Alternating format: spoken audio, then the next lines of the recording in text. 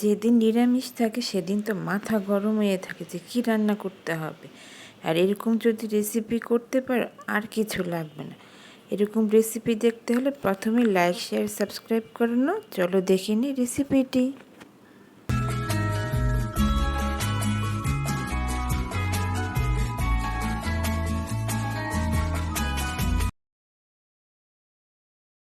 আমি প্রথমে একটা বাড়িতে কিছুটা জলের সাথে ভিনেগার মিশিয়ে নিচ্ছি।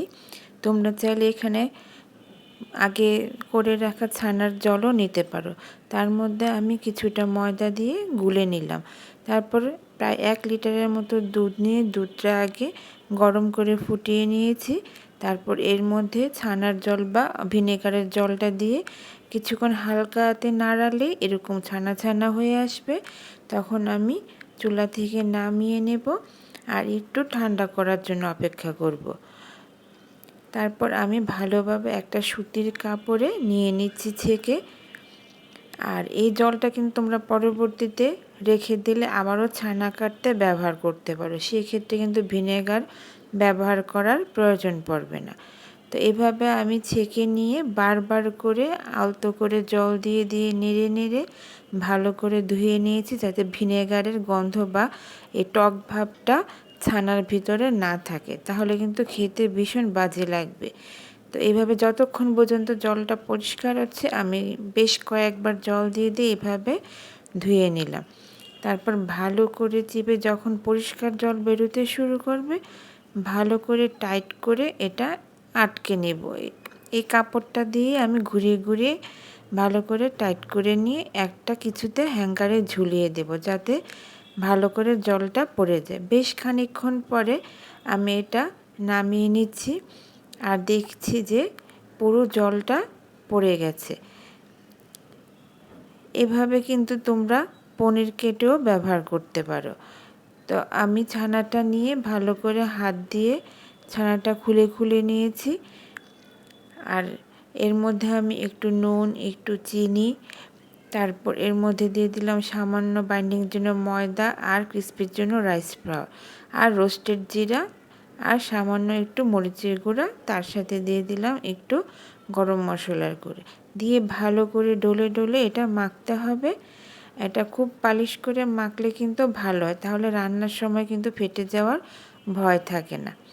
তারপর একটা রুটির ডোয়ের মতন ডো তৈরি করে নিলাম। যদি তোমার কাছে মনে হয় একটু আঠা আঠা, তাহলে সামান্য একটু ময়দাও ছড়িয়ে এটা করতে পারো। তারপরে গোল গোল বলের মতো করে এর মধ্যে আমি একটা করে কিশমিশ আর কিছু বাদাম কুচি নিয়ে নিচ্ছি। বাদাম কুচিগুলি দেওয়ার পরে মুখটা ভালো করে বন্ধ করে এভাবে গোল গোল করে নেব। তোমরা চাইলে এভাবে চ্যাপটা করে নিতে পারো অথবা গোল গোলও করতে পারো। আমি এইভাবে আস্তে আস্তে সবগুলো করে নিচ্ছি। তারপর চলে যাব চুলায়। চুলায় বেশ খানিকটা তেল দিয়ে তেলটা হালকা একটু গরম করে নেব। পুরোপুরি গরম করলে কিন্তু ছানা বলগুলি দেওয়ার সাথে সাথে পুড়ে যাবে। তাই আমি হালকা একটু গরম করে চুলার আঁচটা একদম লোতে রেখে অল্প কয়েকটা করে বল দিয়ে দিয়ে ভাজবো। এক পিঠ ভালো করে ভাজা হয়ে গেলে কিন্তু এটা আস্তে আস্তে স্ক্যাপুলা দিয়ে উল্টে পাল্টে দিতে হবে, ভালো করে ভাজতে হবে। আর এটা কিন্তু বেশি তাপে ভাজলে ছানাটা পুড়ে যাওয়ার ভয় থাকে, সেক্ষেত্রে কিন্তু স্বাদটা একদমই নষ্ট হয়ে যাবে। তাই চুলার আঁচটা একদম লোতে রেখে রেখে আমি অল্প কয়েকটা করে বল দিয়ে তারপর ছানার বলগুলি হালকা গোল্ডেন ব্রাউন হওয়া পর্যন্ত ভাজবো। তা আমি একবারে কয়েকটা বল দিয়েছি, এরপরে রিপিট এভাবে বেশ কয়েকবার দিয়ে দিয়ে আমি বলগুলো সবগুলো ভেজে নেব। আর একবারে ভাজতে গেলে কিন্তু এটা ভেঙে যাওয়ার সম্ভাবনা থাকে বেশি। অল্প কয়েকটা করে ছানা ভাজলে কিন্তু এটা ভাঙার কোনো চান্সেস থাকে না।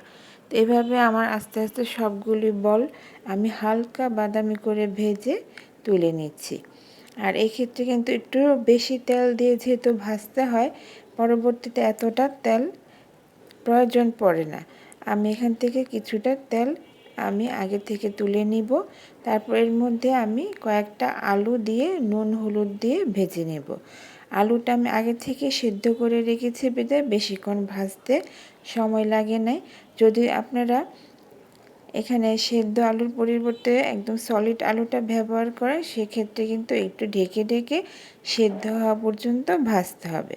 তারপর আমি ওই তেলে দিয়ে দিচ্ছি তেজপাতা, গোটা গরম মশলা আর কয়েকটা জিরা। এক্ষেত্রে কিন্তু আপনার জিরার পরিবর্তে মিষ্টি জিরাও ব্যবহার করতে পারবেন। তারপর দিয়ে দিচ্ছি আমি ধনে, জিরা, লঙ্কা, একটু হলুদ আর সামান্য একটু জল দিয়ে মশলাটা ভালো করে কষিয়ে নেব। তার সাথে একটু আমি নুন চিনিও দিয়ে নিচ্ছি। তারপরে মশলা কষিয়ে যখন এর মধ্যে একটু তেল বেরোতে শুরু করবে, তখন আমি কয়েকটা বাদাম দইয়ের সাথে পেস্ট করে দিয়ে দিচ্ছি। শাহি ভাবটা আনার জন্য কিন্তু বাদাম আর দইটা কিন্তু অবশ্যই লাগবে। তারপর আমি এখানে যখন ফুটে উঠবে তখন আমি আলুগুলো দিয়ে দেব। আলুগুলো দিয়ে আমি কিছুক্ষণ ফুটিয়ে নিব। তারপর আমি একটু গরম মশলা ছড়িয়ে দিলাম। যখন ভালো করে এটা সেদ্ধ হয়ে আসবে তখন আমি উপর থেকে আস্তে আস্তে ছানার বলগুলো দিয়ে দেব। ছানার বলগুলো দেওয়ার পরে কিন্তু বেশিক্ষণ সেদ্ধ করা যাবে না, জাস্ট দিয়ে সামান্য একটু ঘি ছড়িয়ে নামিয়ে নেব। আর কয়েকটা বাদাম বা কিশমিশও ছড়িয়ে দিতে পারেন, সেক্ষেত্রে কিন্তু স্বাদটা আরও বেড়ে যাবে। তো হয়ে গেল আমার ছানার বাদশাহী ডালনা। এই রেসিপিটি যদি আপনাদের ভালো লাগে অবশ্যই লাইক, শেয়ার, সাবস্ক্রাইব করে আমার পাশে থাকবেন। আবারও দেখা